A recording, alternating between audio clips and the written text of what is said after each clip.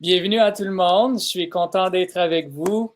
Puis, j'apprécie les bonjours que vous avez envoyés tantôt. Alors, je suis content d'être avec vous. Et je pense qu'avant de commencer, ça serait très approprié qu'on puisse demander au Seigneur d'être avec nous. Alors, je vous invite à prier avec moi. Père Céleste, merci pour l'occasion que tu nous donnes aujourd'hui d'être réunis par la technologie. Merci pour le désir que tu mets dans chacun de nos cœurs pour pouvoir te servir et vivre pour toi. Et aujourd'hui, nous voulons parler aussi des possibilités de qu'est-ce qu'on peut faire pour te servir dans nos entreprises, peut-être des projets d'entreprise, peut-être dans des responsabilités actuelles que nous avons dans d'autres compagnies. Mais aujourd'hui, on sait qu'on est appelé à vivre pour toi et à se servir de chaque occasion que tu nous donnes pour pouvoir toucher les gens, évangéliser, partager la bonne nouvelle avec les gens autour de nous. Puis on te prie que tu puisses envoyer ton Saint-Esprit aujourd'hui pour nous parler, pour nous montrer le chemin à suivre. Et je prie spécialement pour des gens qui recherchent peut-être des nouvelles façons pour pouvoir vivre leur vie chrétienne à travers les affaires, pour que tu puisses nous démontrer le chemin et que tu puisses ouvrir aussi les portes pour nous. Que les choses que j'ai vécues jusqu'à date puissent servir comme bénédiction pour les gens. Et on te remercie aussi pour les expériences que tu nous donnes et que le privilège que tu nous donnes de grandir à tous les jours aussi en marchant avec toi. Et on te prie toutes ces choses au nom de Jésus. Amen. Alors, je peux peut-être parler juste un peu de moi. Comme vous voyez, j'ai un accent en français parce que je suis anglophone. Puis, moi, ça fait 18 ans que je reste au Québec. Je viens des États-Unis, puis je suis tombé en amour avec une Québécoise. Alors, c'est ça qui m'a amené ici. Mais c'est quand même un peu étrange parce que c'était pas vraiment dans le plan de ma femme de revenir au Québec. Je pense qu'elle elle aurait été bien correcte de rester aux États-Unis. On s'est rencontrés là-bas. En fait, elle est allée dans un ministère de soutien, comme on traduit en français, Supporting Ministry ou Self-Supporting Work. Alors, dans le fond, c'est des ministères laïques. Elle est allée étudier à Wildwood. Puis Wildwood, c'est un ministère où il y a beaucoup de... ils mettent beaucoup d'emphase sur la santé naturelle. Ils ont un centre de santé aussi une formation en medical missionary. Alors, ça, c'était quelque chose qui a vraiment euh, piqué l'intérêt de ma femme. Puis, elle est allée étudier et c'est là qu'on s'est rencontrés. Alors, j'ai eu le privilège quand même d'être impliqué dans plusieurs ministères laïques. Puis, pour moi, c'est vraiment une passion, c'est quelque chose qui m'intéresse beaucoup et la raison est très simple, c'est que je crois que c'est quand les laïcs vont vraiment commencer à prendre au sérieux la tâche que Dieu nous confie d'évangélisation, c'est à ce moment-là qu'on va pouvoir vraiment euh, aller de l'avant avec l'évangélisation parce que si on regarde tout simplement les statistiques, puis on va attendre que les pasteurs finissent le travail sans que les laïcs s'impliquent. À ce moment-là, ça va prendre encore beaucoup, beaucoup de temps. Par contre, c'est sûr que Dieu nous demande de vraiment travailler avec nos églises aussi de façon très tangible et claire. Alors, c'est vraiment en collaborant avec notre église qu'on va pouvoir finir le travail ensemble. Mais je pense qu'il y a de la place vraiment pour les laïcs. Et cette place-là est quelque chose qu'il faut exploiter davantage. Et surtout, je dirais, au Québec, parce que c'est quelque chose qui n'est pas très connu jusqu'à date au Québec. Et bien sûr, il y a toutes sortes de façons. J'ai été très impliqué aussi dans ASI. Puis ASI, une chose que j'aime beaucoup de cette organisation-là, c'est le privilège de pouvoir collaborer ensemble entre les ministères, autrement dit, des ministères qui travaillent à temps plein pour l'évangélisation, pour toucher les gens pour le Seigneur, mais aussi avec les hommes d'affaires. Et puis ça, c'est quelque chose qui est aussi très important. Une chose que j'apprécie beaucoup, c'est que de savoir qu'on peut avoir quand même une entreprise qui n'a pas peut-être nécessairement, qui n'est pas à but non lucratif, comme les ministères. Les ministères sont à but non lucratif, mais on peut avoir des entreprises à but lucratif mais qui ont pour but l'évangélisation. Alors, on va parler des différences un peu entre ces deux modèles-là. Les deux sont parfaits. Et bien sûr, il y a aussi le troisième ministère, le troisième type de ministère qui est le plus connu, et ça, c'est l'Église organisée, qui a aussi une place très importante. Et je pense que c'est quelque chose que Dieu appelle aussi parfois à des gens de travailler pour l'Église organisée. Ça peut être comme pasteur, ça peut être comme professeur dans nos écoles, ça peut être comme administrateur.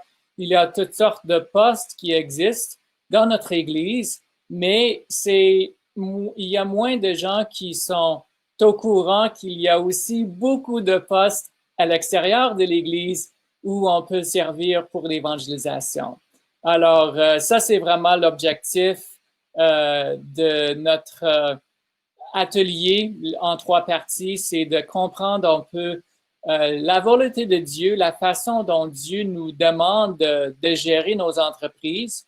Et peut-être aussi, on a peut-être le désir de lancer une entreprise. Alors, à ce moment-là, on va avoir quelques conseils qui vont nous aider aussi à prendre de bonnes décisions là-dessus. C'est bien sûr des conseils plus généralisés parce que chaque domaine d'entreprise est quand même différent avec des choses à explorer qui s'appliquent à chaque domaine individuellement. Alors, mais surtout aujourd'hui, notre but et demain aussi, c'est d'explorer la parole de Dieu et aussi d'explorer l'esprit de prophétie, parce qu'il y a beaucoup de détails là, des détails précieux qui nous aident vraiment à s'enligner de la bonne façon. Alors, on va prendre le temps d'étudier les deux. Puis, on va aussi prendre le temps d'avoir des questions. Si vous avez des questions, on va pouvoir les répondre le plus qu'on peut. Alors, je vois maintenant l'icône pour pouvoir partager mon écran. Alors, c'est ça que je vais faire. Puis, je ne sais pas si vous avez des questions, même avant de se lancer un peu. Sentez-vous à l'aise de taper des questions, d'écrire des questions dans le chat. Puis, on peut essayer de répondre au fur et à mesure. Une fois que je partage mon écran avec Demio, c'est un peu différent parce que Demio, c'est tout dans le browser. Alors, ça va être peut-être un peu plus difficile de voir les questions quand je mets la présentation, mais je vais essayer de revenir de temps en temps pour voir s'il y a des questions puis de répondre le mieux que je peux. Je vais juste donner un peu de mon parcours. Premièrement, moi, je dirais que Dieu m'a donné l'occasion de vraiment avoir plusieurs expériences très différentes. Je dis souvent en anglais, I'm Jack of all trades, but master of none. C'est parce que, dans le fond, je suis très reconnaissant de toutes les expériences différentes que Dieu m'a permis d'avoir. Mais par contre, je me considère pas vraiment quelqu'un qui a beaucoup d'autorité dans un domaine ou un autre. C'est plus une expérience de vie que ça me fait plaisir de partager avec vous. Puis bien sûr aussi mon étude personnelle de la parole de Dieu et l'esprit de prophétie. Je suis un simple membre laïque. Par contre, mon père est pasteur, alors j'ai eu quand même un héritage riche dans l'étude de la parole de Dieu Mon père, c'est quelqu'un que j'admire beaucoup. On a eu aussi l'occasion de lancer un ministère ici au Québec il y a 10 ans, Mieux Vivre. Je pense qu'il y en a peut-être qui ont déjà entendu parler de Mieux Vivre et on va avoir l'occasion de partager plus sur le ministère dans la prochaine session générale aussi. Alors, je vais commencer à partager mon écran, puis on va pouvoir regarder la présentation de cette façon-là.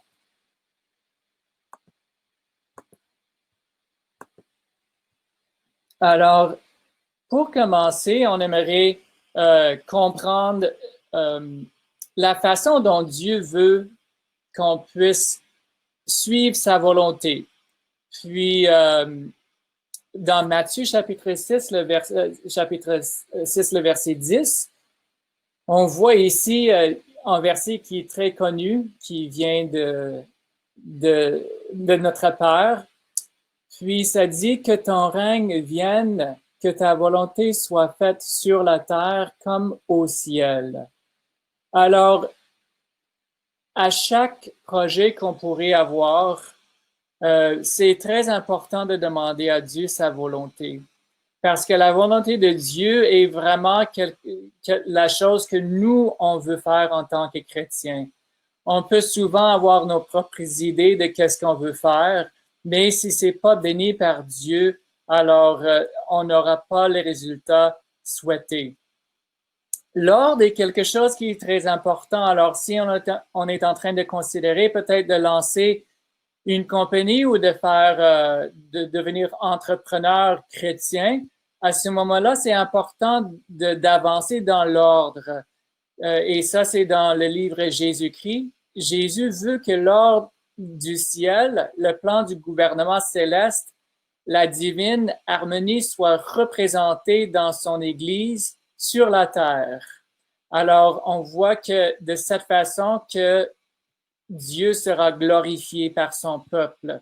Alors, que ce soit à l'intérieur de l'Église organisée ou que ce soit parmi les membres de l'Église, les membres laïcs, c'est très important d'avoir de l'ordre dans nos plans pour qu'on puisse gérer les choses de la façon dont Dieu les gère dans le ciel. Puis, on voit ici que c'est son désir qu'on puisse avoir de l'ordre dans chaque église, chaque famille, chaque institution, on pourrait dire chaque entreprise. Alors, c'est quelque chose qui est vraiment à la base de la façon dont Dieu nous demande de faire des projets pour lui, que l'organisation soit une priorité. Il y a aussi d'autres principes qui sont importants à comprendre, et ça, c'est que les principes du ciel doivent être appliqués dans chaque famille, dans la discipline de chaque église et dans chaque établissement. Alors, on voit que dans chaque école où il faut gérer les choses, c'est très important d'avoir les principes du ciel. Alors, on veut les comprendre davantage. On voit ici, pour un bon équilibre mental et spirituel, une phrase très courte, mais c'est que l'ordre est la première loi du ciel. Je peux imaginer les anges qui sont là au ciel. Je peux imaginer que tout le monde est là en train que les anges sont là en train de faire exactement qu'est-ce que Dieu leur demande de faire, qu'ils sont là en train d'accomplir la volonté de Dieu pour eux. Puis je sais qu'il y a beaucoup d'ordre dans la façon dont les anges travaillent.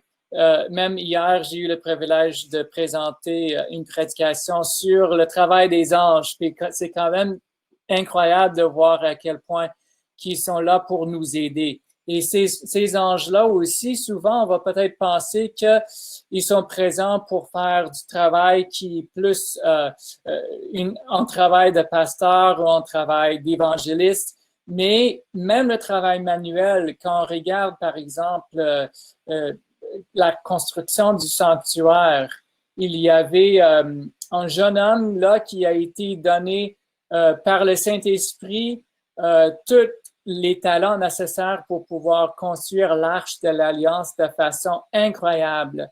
Alors, on voit que Dieu, quand on a un désir de faire quelque chose pour lui, il va nous donner aussi la possibilité de le faire, même dans des choses très tangibles. Il va ouvrir les portes pour nous, il va nous guider pour qu'on puisse aller de l'avant avec nos projets.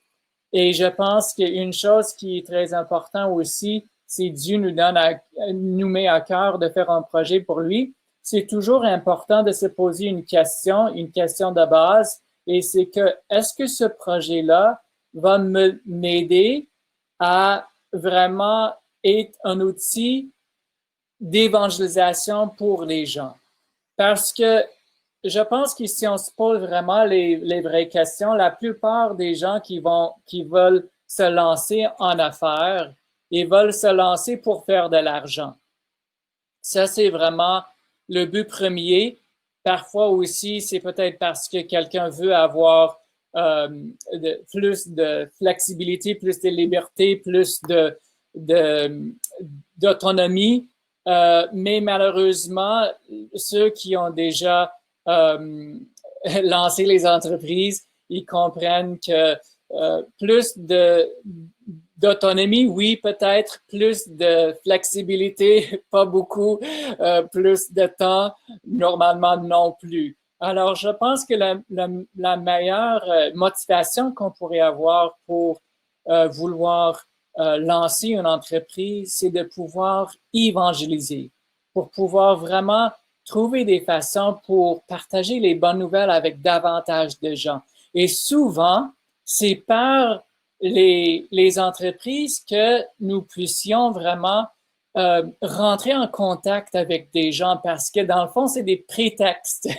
C'est un prétexte pour pouvoir partager l'évangile avec les gens. Il y a un membre de notre Église qui me vient à l'esprit.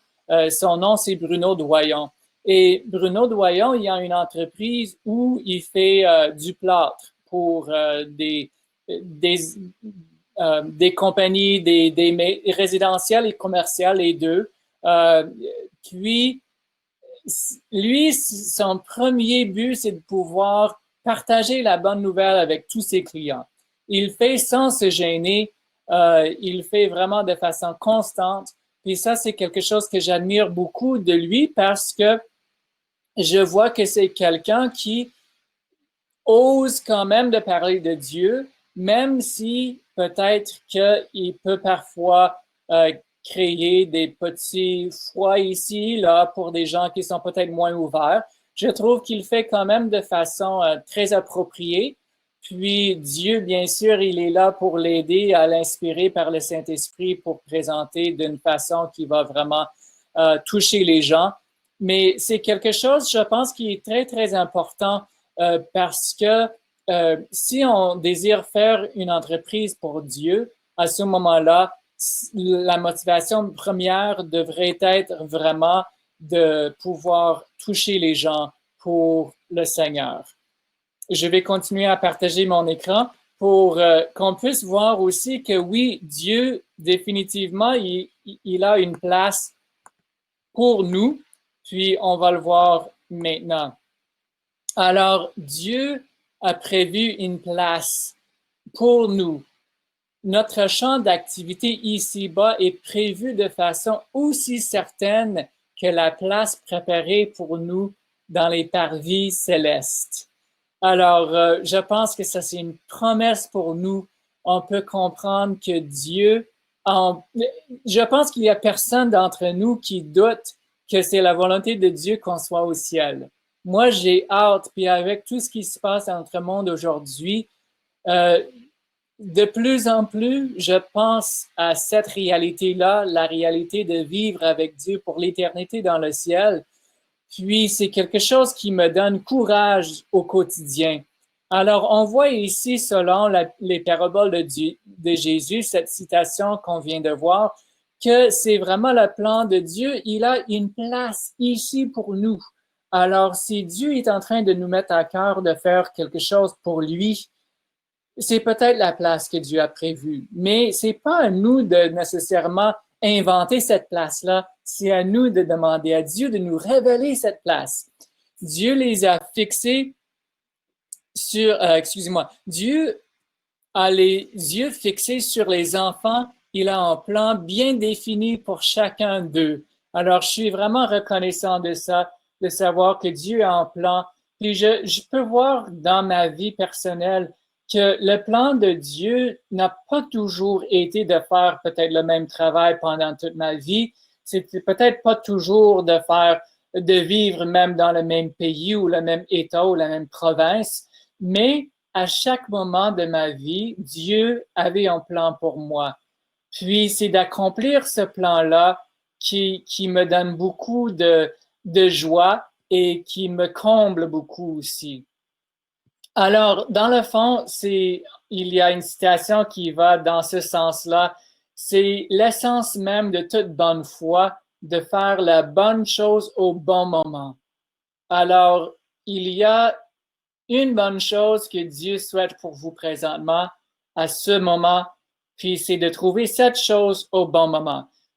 Dieu est le grand maître ouvrier et par sa providence, il prépare le chemin pour l'accomplissement de son œuvre.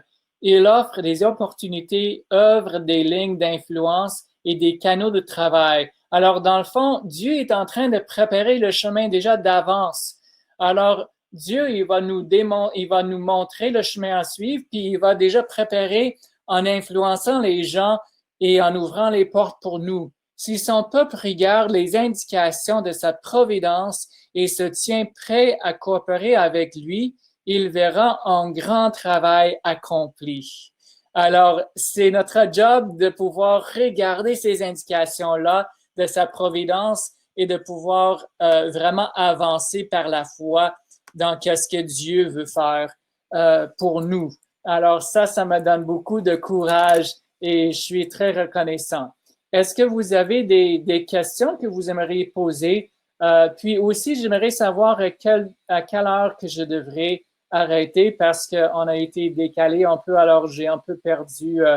Je ne sais pas en fait quelle heure exactement que je devrais m'arrêter. Alors, peut-être que Diana, tu pourrais peut-être me dire quelle heure qui serait appropriée.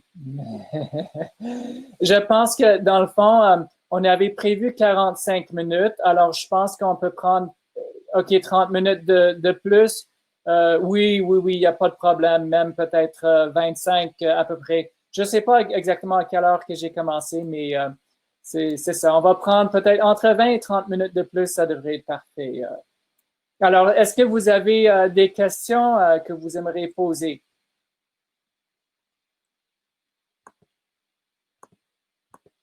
Moi, je vais continuer en attendant pour vous laisser un peu de temps pour écrire vos questions.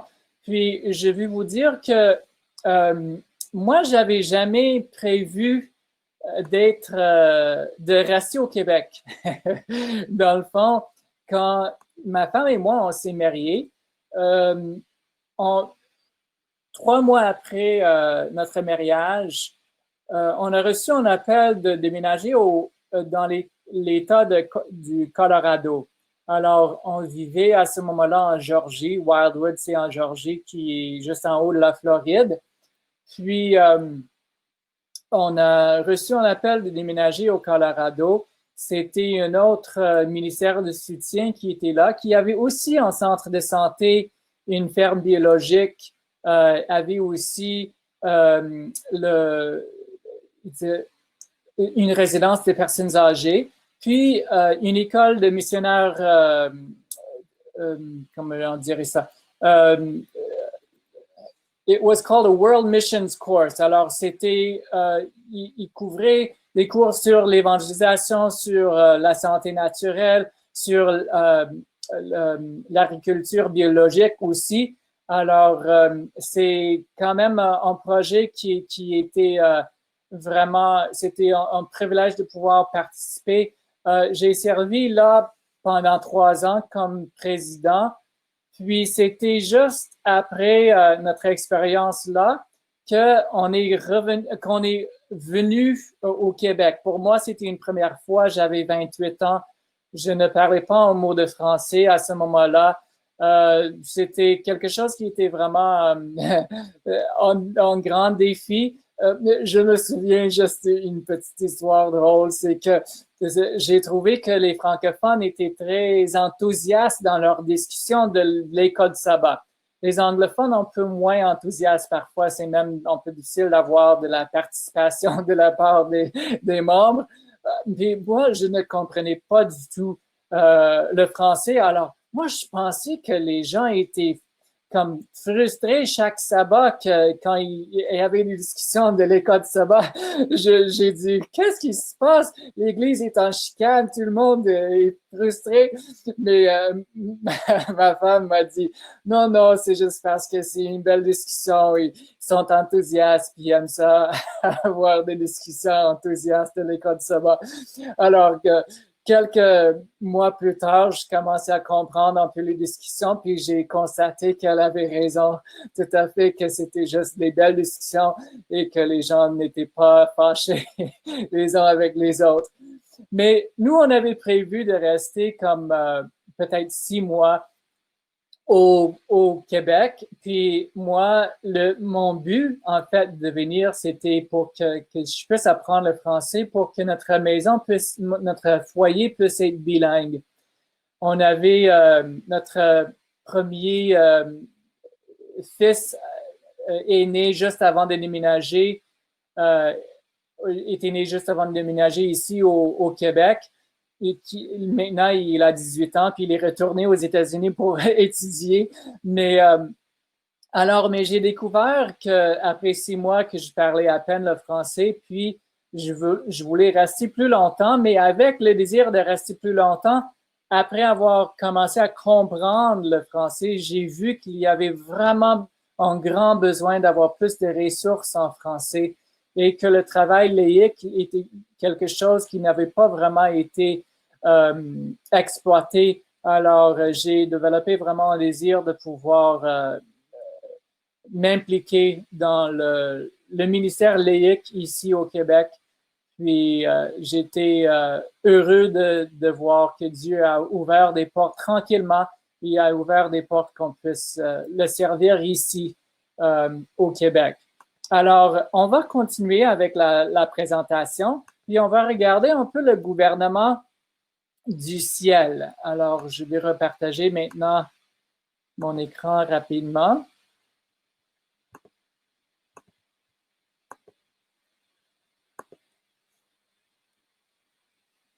Alors, on voit que le gouvernement du ciel, ici, dans Psaume chapitre 89, le verset 15, la justice et l'équité sont à la base de ton trône,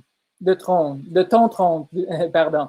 La justice et l'équité sont à la base de ton trône. La beauté et la fidélité sont devant ta face. Alors, on voit ici que c'est quelque chose qui est très, très important dans un monde où les hommes d'affaires trichent pour arriver au-dessus de tout le monde, pour faire plus d'argent, pour arriver à leur fin, pour pouvoir battre la compétition ou gagner contre la compétition. On voit que c'est un principe qui est peu pratiqué aujourd'hui, mais la justice et l'équité est quelque chose c'est des choses qui sont excessivement importantes dans le royaume de Dieu. Alors, pour nous qui souhaitons faire un travail pour le Seigneur, c'est très important qu'on travaille de façon juste et équitable. Même, je pourrais vous dire quelque chose de très tangible parce que mieux vivre, on a quand même des gens qui travaillent pour mieux vivre. On a une petite équipe. Dieu a été vraiment bon envers nous dernièrement pour nous aider à rebâtir une équipe après une période de transition assez difficile.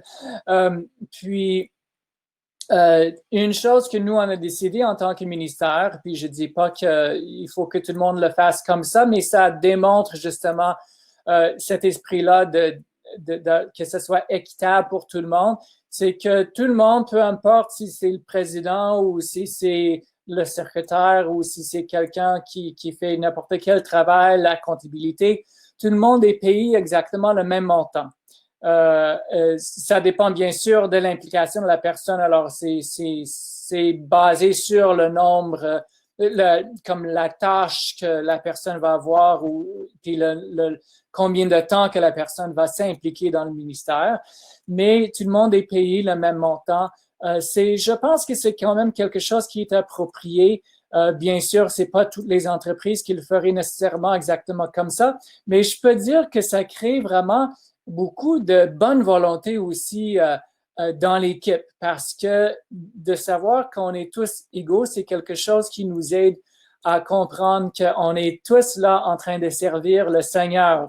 Il n'y en a pas un qui est au-dessus de l'autre. On est là pour travailler ensemble. Par contre, c'est sûr que c'est aussi en principe important d'avoir de l'autorité dans une organisation aussi, de respecter cette autorité, c'est quelque chose qui est très important aussi. Alors, c'est de trouver l'équilibre entre ces deux principes-là qui peut nous aider vraiment à trouver une bonne façon de gérer notre entreprise.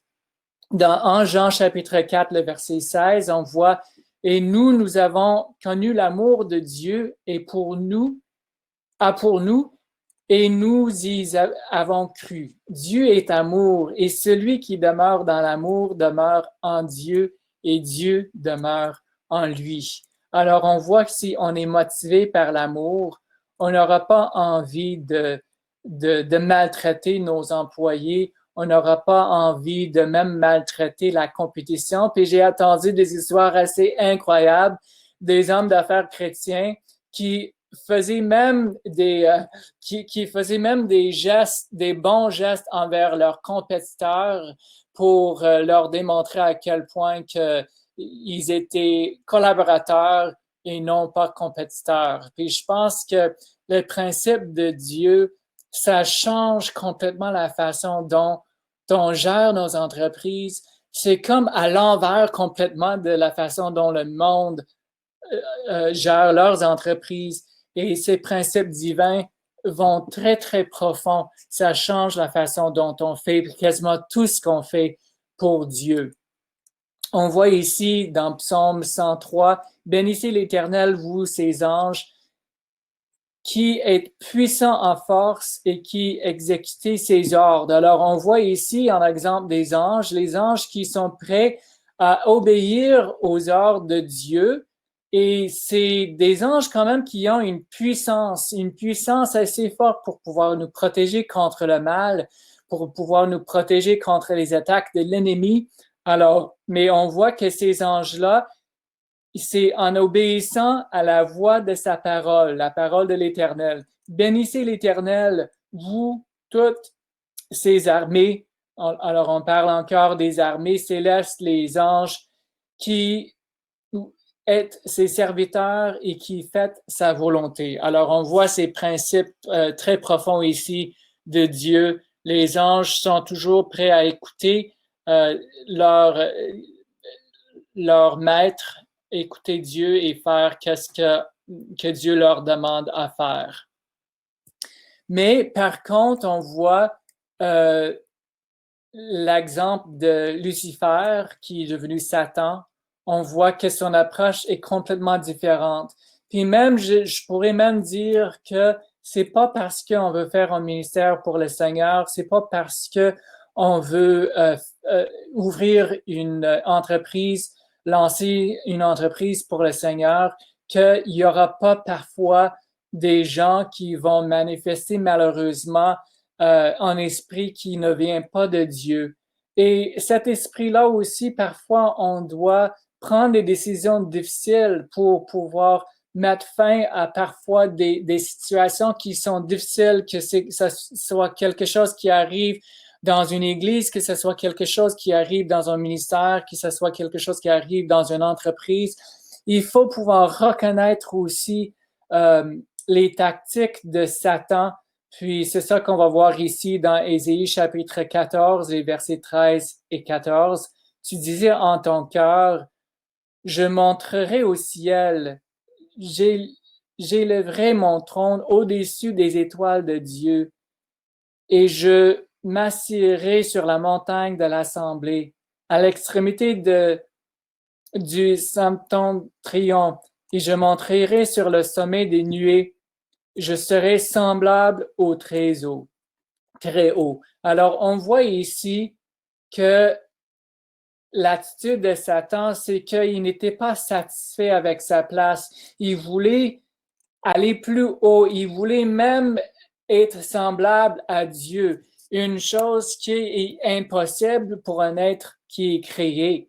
Alors, on voit que c'est vraiment quelque chose qu'il faut faire attention parce que Dieu a sa façon de vraiment administrer les choses, mais Satan, il veut toujours une place plus haute. Puis même, je pense qu'il faudrait se poser des questions sérieuses aussi, parce que si on désire faire lancer une entreprise pour le Seigneur, est-ce qu'on veut le faire parce qu'on veut être meilleur que tout le monde, ou est-ce qu'on est motivé parce qu'on veut le faire pour que moi, je puisse faire une différence pour toucher les gens et pour vraiment évangéliser dans mon lieu de travail. Puis, je pense que Dieu, il va nous aider à démêler qu'est-ce qui est dans notre propre cœur, parce que c'est seulement Dieu qui peut sonder notre cœur. Il va nous aider. Et je peux vous dire que quand il y a une équipe où l'Esprit de Dieu est présent et que chaque membre de l'équipe souhaite servir Dieu avec fidélité, il y a une ambiance tellement le fun, comme on dit au Québec, une ambiance vraiment très précieuse.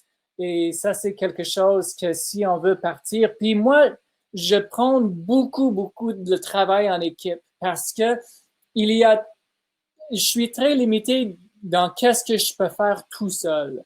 Qu'est-ce que je peux faire tout seul? J'arriverai pas à faire grand-chose. Mais s'il y a d'autres personnes autour de moi qui ont un désir de faire ça ensemble, puis je vais essayer de répondre à cette question-là, puis après ça, je vais vous raconter un peu le début de Mieux vivre, parce que justement, il y a une question d'équipe là-dedans. Alors, comment se faire être satisfait avec le projet, la position, l'industrie dans laquelle on est? Oui, ça, c'est une très bonne question. C'est une très bonne question. C'est sûr que on vit dans une situation aujourd'hui où souvent on se sent très limité dans notre possibilité de pouvoir évangéliser parce que souvent dans certaines industries, même dans plusieurs, on est limité dans qu'est-ce qu'on peut faire et qu'est-ce qu'on peut dire. Je pense par contre qu'une chose qu'on peut toujours faire, c'est qu'on puisse créer des liens. On peut créer des liens avec des gens et par la suite, on peut se servir de ces liens-là pour essayer de témoigner et de vraiment évangéliser de cette façon-là. Je pense aussi que souvent les gens sont très fermés par la religion, on pourrait dire. Ils veulent pas entendre parler de Jésus, de Dieu, de la religion surtout. Puis je pense qu'on peut souvent se servir d'autres méthodes, comme par exemple la santé. Les gens sont très intéressés par le véganisme, par exemple. C'est quelque chose qui est très in. Puis on peut se servir de ces choses-là aussi pour essayer de toucher les gens. Je pense que c'est important de ne pas trop brûler des ponts parce que une fois qu'on brûle des ponts, à ce moment-là, on perd rapidement notre influence. Par contre, je pense que ça vaut la peine de considérer sérieusement si le travail que je fais me donne des occasions pour pouvoir témoigner.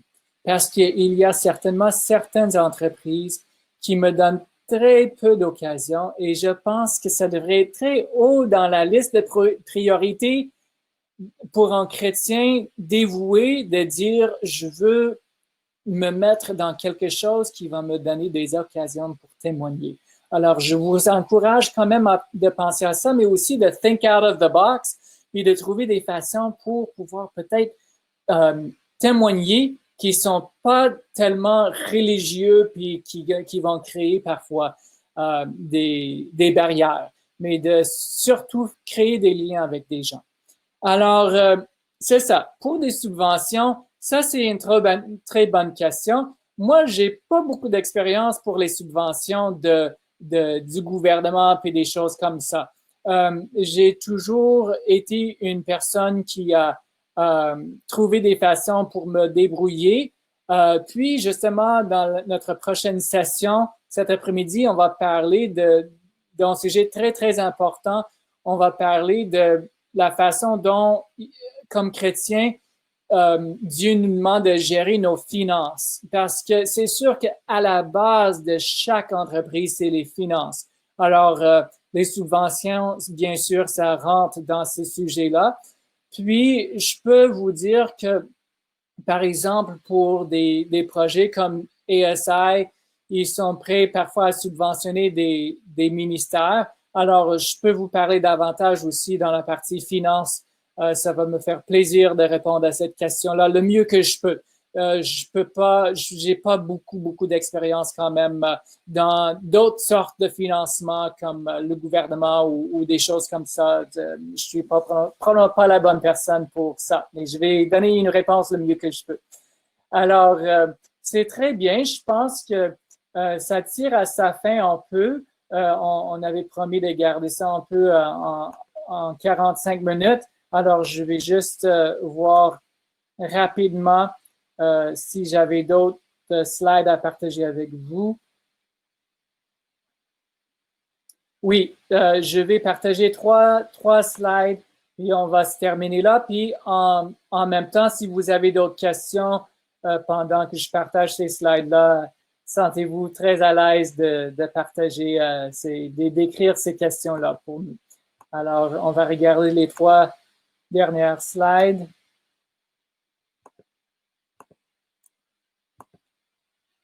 Alors, on voit ici notre modèle. Alors, je pense que c'est très approprié de pouvoir terminer en regardant notre modèle parfait qui est Jésus. Et on voit que par sa vie et ses enseignements, le Christ a donné un exemple parfait du ministère désintéressé. Alors, ça, c'est vraiment un principe très important. D'avoir un ministère désintéressé, ça veut dire que je ne pense pas à moi-même en premier, je pense aux autres en premier. Alors, si j'ai une entreprise, puis mon désir, c'est de penser aux autres en premier, puis je vais juste vous raconter une histoire très rapidement. Oui, j'ai oublié l'histoire que j'allais partager du début d'équipe de Mieux Vivre, alors je pense que je vais garder ça pour la fin. Mais j'ai un ami qui, lui, est banquier. Alors, lui, il est propriétaire de OK, je viens de voir un message que ça l'a coupé un peu. Je sais pas qu'est-ce que je disais exactement. Je pense que je suis de retour. Est-ce que vous m'entendez? OK. OK. J'avais pas fini mon histoire de mon ami banquier. Ouais. OK. OK. Parfait. Je m'excuse parce que j'avais partagé mon écran, alors je voyais pas qu'il y avait un problème. Alors, je peux finir cette histoire rapidement, puis on va terminer là. C'est que, dans le fond, le client potentiel est venu voir un employé. Euh, OK, je vais juste voir ça. OK, parfait. C'est une question. On va regarder ça dans un instant. Alors, c'est ça. Le client potentiel est venu à la banque, puis a parlé avec un employé, puis l'employé a dit, je suis vraiment désolé, mais je ne peux pas vous servir présentement parce qu'on doit fermer. Puis le client était vraiment frustré parce que le client a dit, ça va juste prendre quelques minutes, puis vous me refusez, puis l'employé a dit, je suis vraiment désolé, mais si c'était n'importe quelle autre journée de la semaine, ça me ferait plaisir de rester plus longtemps, même de partir tard pour pouvoir vous servir. Mais aujourd'hui, c'est parce que c'est le vendredi, puis notre propriétaire nous demande de fermer par conviction religieuse pour préparer pour le sabbat. Alors, c'est à cause de ça que je ne peux pas vous servir pour l'instant.